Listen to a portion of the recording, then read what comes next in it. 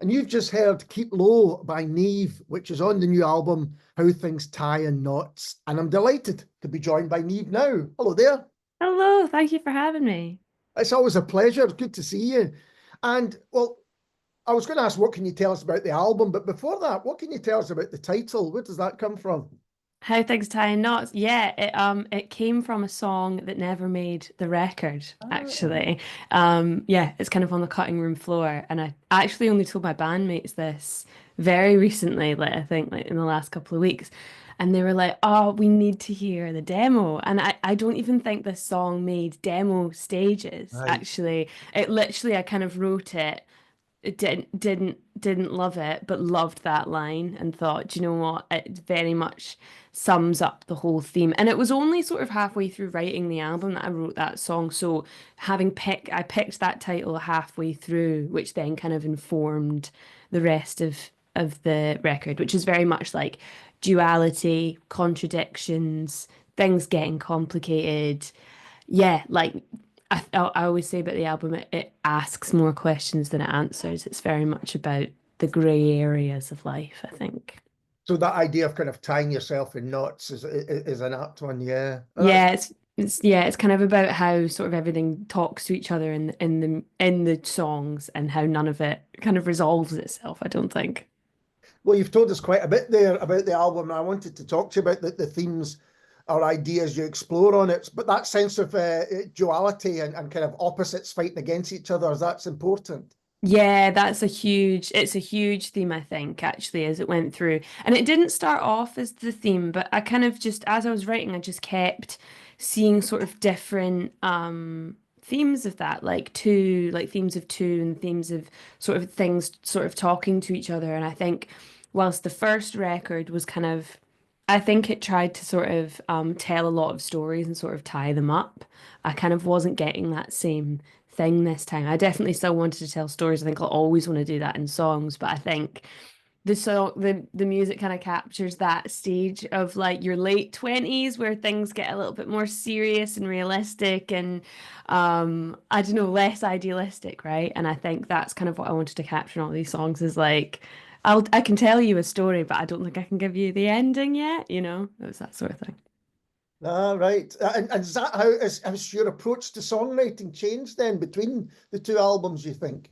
I think so. I think I took a lot from Catherine. I learned a lot from Catherine about how I like to songwrite and where I feel sort of the most like excited, which is definitely sort of through kind of characters and stories, and sort of yeah, relationships around me. I definitely wanted to take that with it, with with the new record. But I think yeah, in this one it's sort of I kind of wanted to just I don't know how to put it, kind of just be a little bit more real and I think leave more to interpretation actually. I think it's a lot to do with that. It's like I kind of just wanted the listener to sort of take from it what they wanted rather than just like tell a straightforward story, Yeah. you know?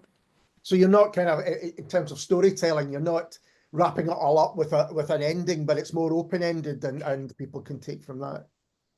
Yeah, for sure. Yeah, it's more like here's this theme and here's kind of all these questions that I invite you to help me answer them, you know?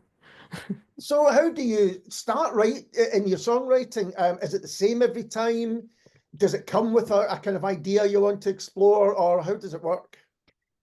Like every single time I've written a song, it's been almost an identical process, which is picking up the guitar. I always mess around in loads and loads of different tunings, mainly because I don't really know how to play the guitar properly. But so I mess around in loads and loads of tunings, find chords I like, and it's so funny. They end up being the same chords over and over again, no matter kind of how I reiterate them in different tunings and different voicings. I do come back to the same things and I kind of go from there. I think a lot of things have changed throughout the years. Like I actually think my like sort of chord structures have definitely simplified. Like most of my songs these days are two chords. Like I just need that sort of platform and I prefer the simplicity and I kind of prefer to sort of arrange from there. I think that's what I want to do in this new record as well, which is like really try out and embrace how much I love and get excited about production and arrangement and just kind of let myself explore that. But it has changed.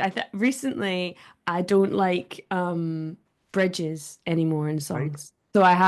So all of the newest songs that I've written, I've like banished myself from writing bridges because I think there's something about that part of the song where I'm like, I just feel like you're writing a bridge for the sake of it. So that's Right. gone.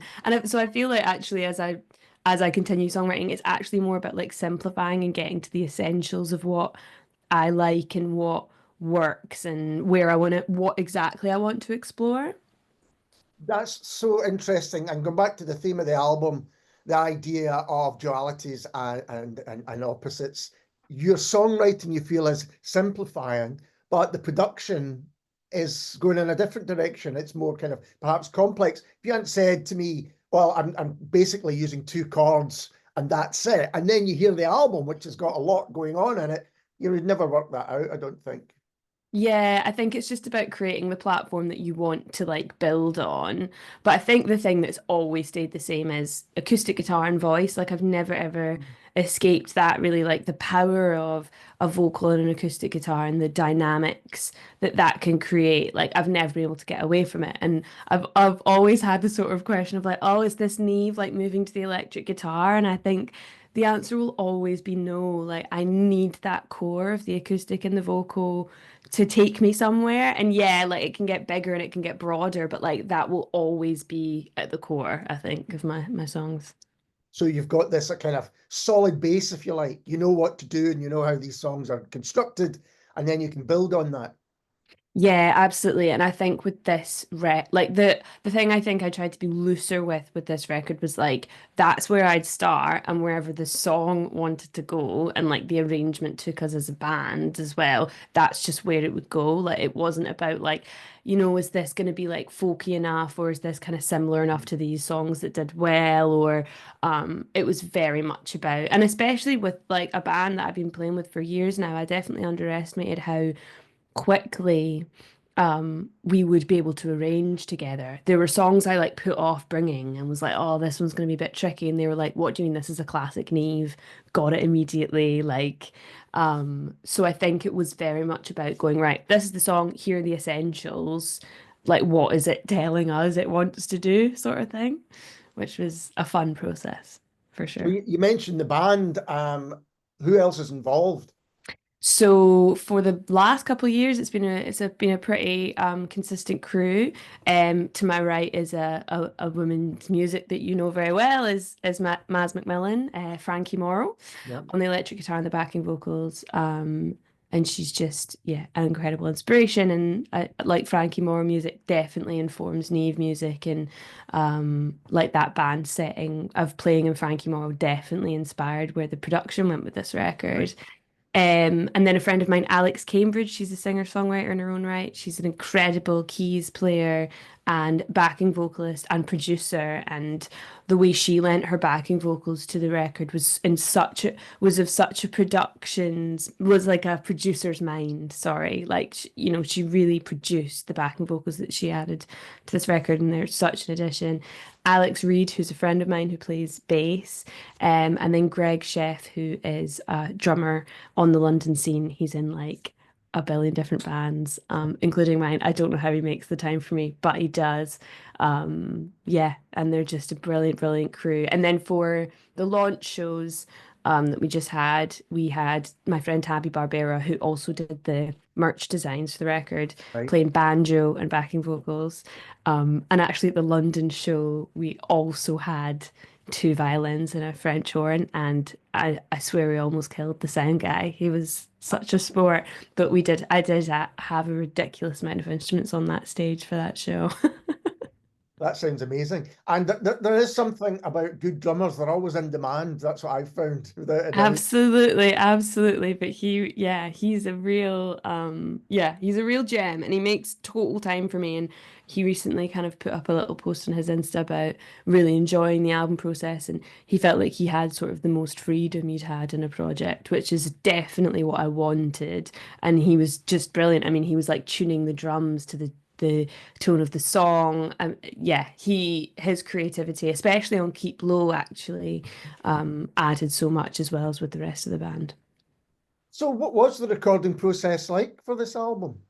So it was, we kind of went to like a pretty nice kitted out London studio for drums and bass and piano for the first time. And that was a big thing for me because piano is actually my first instrument. Right. And I've always kind of like added a bit of like weird home recorded piano. And I love that. And actually, I put it in a frame, still has that. We couldn't get rid of the sort of twang of a home recorded piano for that. But it was great to get into a studio and get that like really core piano sound, which I think does play throughout the record in quite a big way. Yeah, the drums and the bass, we got like huge, very spacious recording for with an engineer friend of mine called Taylor Pollock, who's in a duo called Cosmo Rat, and she's an absolute force to be reckoned with. And she was also kind of a synth whisperer. Like I'm getting into synth slowly but surely, and I'd Right. kind of play a really weird, unhinged sound that I wanted or describe it, and she'd just find it immediately. So she was brilliant. So we spent a lot of time in the studio doing that. And it was great. You know, everyone was like on top form and we had a really good time. I mean, like although the rehearsals for some of it were so short-lived, like Diane famously took 2 hours to arrange, and then we just went into the studio with it, Oh, which was really nice to have that freshness to everything. And then kind of for everything else, we did horns, we did French horn and trumpet at a local studio with a couple of friends of mine. But then for things like acoustic guitar, backing vocals, I always do them on my own. I just like do not want to bore someone. I went to like a little studio locally. I just do not want to bore someone with me getting a guitar riff wrong 12 times and also just doing my that sometimes incredibly unhinged backing vocals that don't make sense until they're in context. right. Wow. So I think I will that will always be my process for those parts of the songs. And I also like every single track, like every single song on this record, every single acoustic guitar line you hear is steel and nylon. I actually think both of those tones make a really full, beautiful acoustic sound. So that's a new favorite of mine. And then electric guitar, me and Maz just recorded ourselves and really enjoyed that process. Yeah, and sort of all it all came together over about a year and a half, really. It sounds quite a complex process to my untrained ears when you're talking about it. And is this something that you really enjoy? It sounds like you do, kind of exploring Yeah. different ways to kind of get the most out of the music.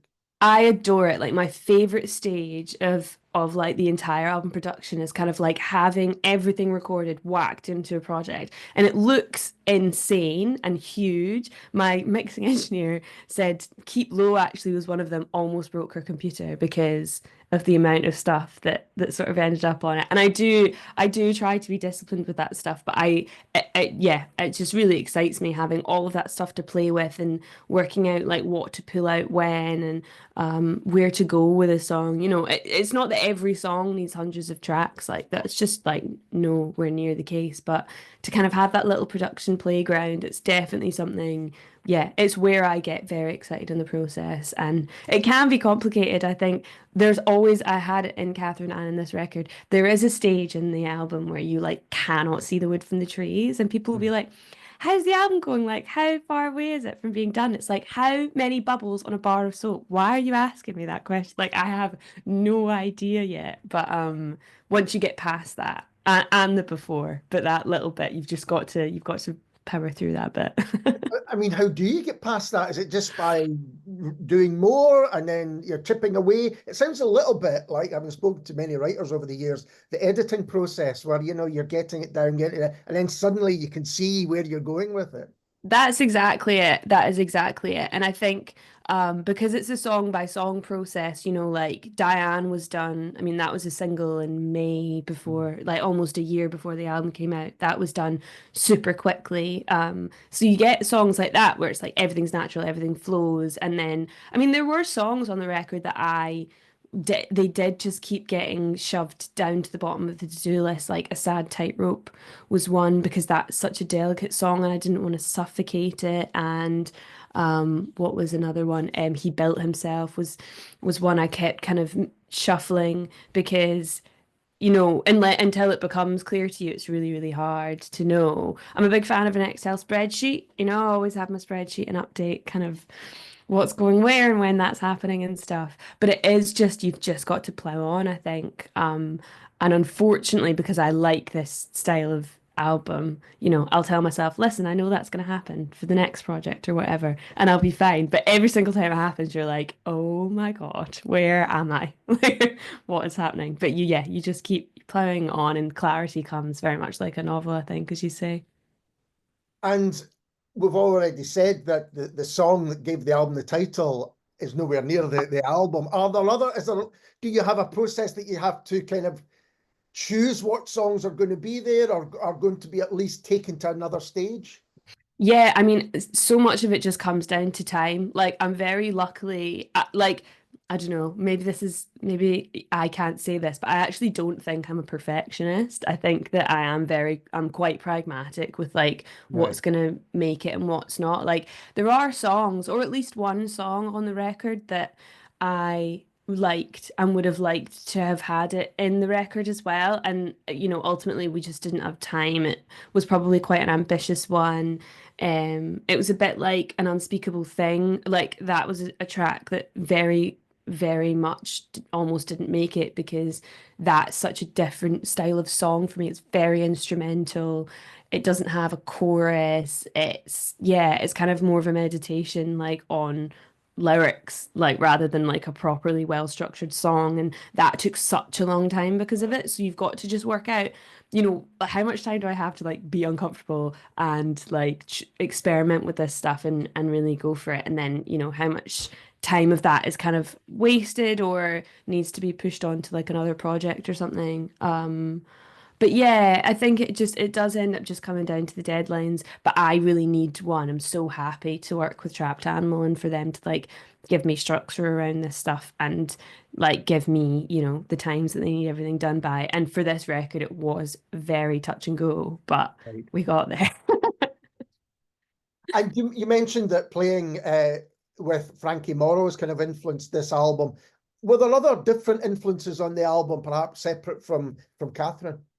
Yeah, absolutely. I started listening to this podcast called Band Splain, which is like the combination of my two favorite things because I was a history graduate at uni. So it's like the history, like in their entirety in great detail of like big bands, basically. So I listened to the Radiohead one, the Smiths one, and the Pixies one as I was producing. Oh, and Talking Heads. And what kind of all of those bands had in common was like there was kind of an ugliness to the vocals of those songs. I don't know, there's something about like the vocal it wasn't about being pretty, it was like about Yeah. like delivering something, right? And delivering a message and delivering a sort of feeling.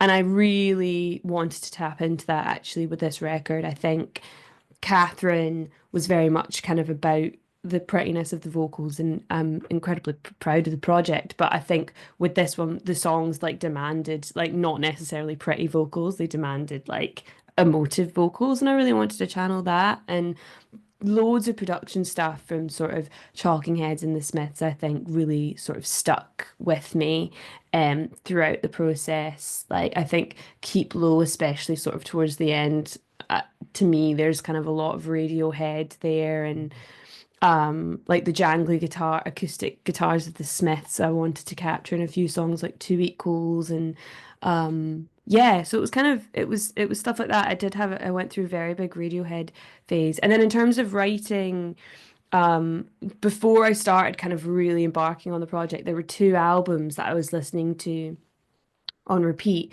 One was C Mat's Crazy Mad for Me.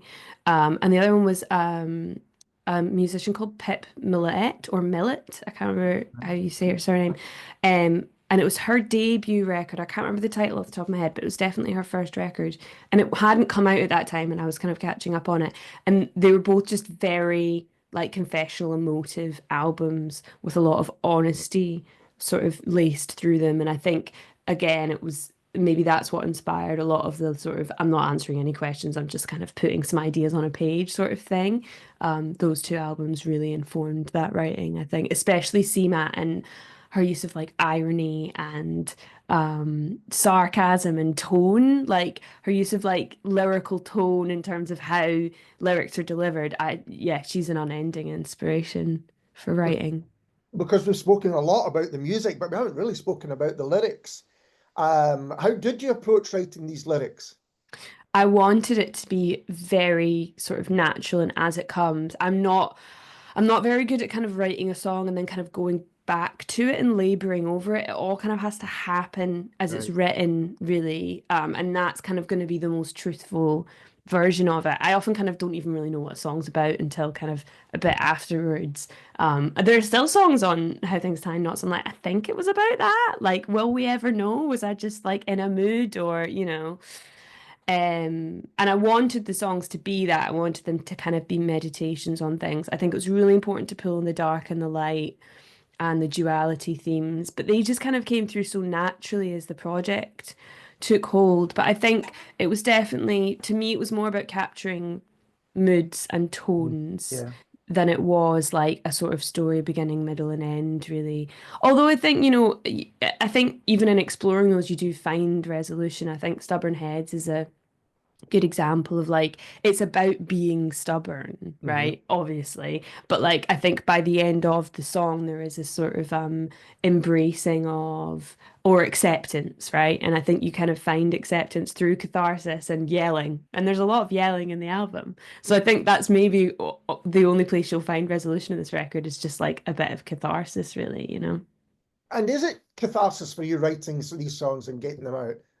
Definitely. And I think what was really important with this record was like they are fun to perform, you Mm. know, and they're fun to like perform. I'm a big, another thing that like really informed this record was theatre. I'm just such a huge theatre fan. And Seawall was kind of the first foray into that. That was based on a play, with Andrew Scott, who, yeah, it was written for Andrew Scott, I think. But I really wanted to take that into this new record. I love the idea of kind of taking out of theatrical text. So My Own Back is a whole sort of meditation on Medea and the Greek play Medea, and I wanted to pull in different references to like different versions of Medea as well. Like Rachel Cusk's version of Medea really inspired a lot of the lyrics as it was laced through.